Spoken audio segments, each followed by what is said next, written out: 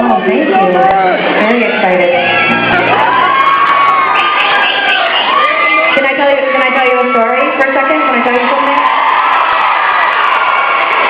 When Sarah and I were 15, there was a great radio station in the city where we grew up, and they gave away tickets to this arena concert once, and it was like this like 3-month thing where you had to listen on the radio, and then they would announce where they were going to give the tickets away, and then you had to go there, and then they would give like 2 tickets to each person. And so even though it was like 12,000 tickets, we were hysterical because we were like, we will not get tickets. And my parents were they were here, and then we would go and try to make it to a location to get tickets, and it would be during school hours. And so finally it was on a time where we were able to, or it was at a time when we were able to go and get tickets, and my mom took like us and like 85 of our friends and stuffed us all into the 86 Aerostar van and drove us down to the location where their popular vehicle apparently. Yeah. It was a good one. Anyway, so we all got tickets and we were so excited, and a couple weeks later we went to the show, and it was a bunch of Canadian bands, most of which are not playing any longer, and we were joking about it the other night that like all of them had like one song that we knew, but it did not matter because the amount of energy and work that went into getting the tickets meant that we were absolutely hysterical once we got there, and we didn't even have tickets in the bowl. We were like in the bleachers around the bowl, and when the first band came on, like, it was like immediate. Like, we were just at that age where like as soon as music started, you started to mosh, you know, and but we were like in we were in seats, and so you can imagine the injuries that we got from this, you know. I can't even tell you, I lost count. I fell so many times, like, and didn't just fall, like, you know, fall and then, like, I would fall and then people would jump all over me, or I'd, like, trip and fall downstairs. At one point there was, like, a full-on, like, crowd surfing thing downstairs, and, like, I remember getting into the Aerostar van at the end of the night, and my mom just, like, taking one look at us and being like, what the fuck?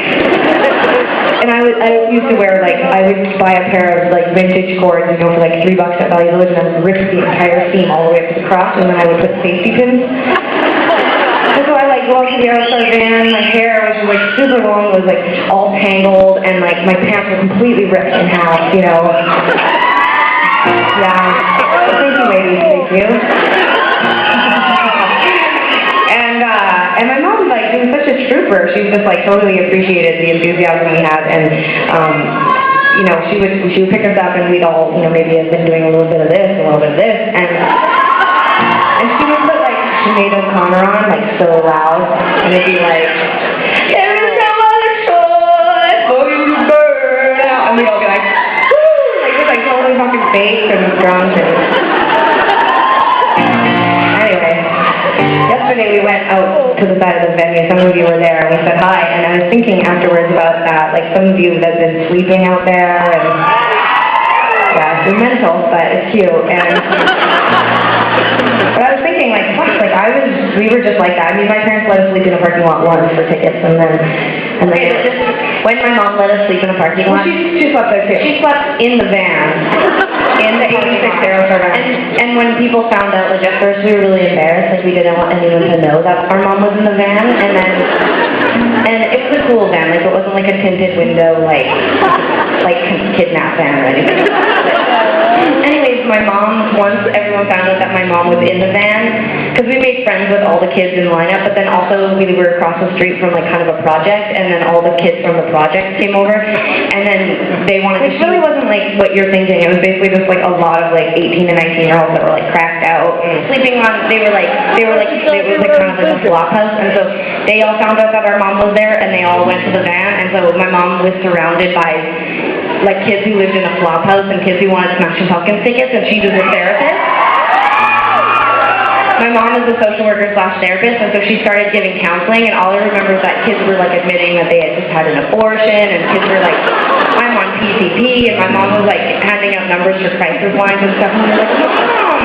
I just remember going over to the van, like, it was like, let them enjoy like, it was sort of an arena, you know, and I mean, they were popular, it was the Melancholy Tour, and like, people were stoked, yeah, it was super exciting. But I just remember kept going over to my mom's van and like getting like, I was so teenage angst, and I kept being like, what if we don't get tickets?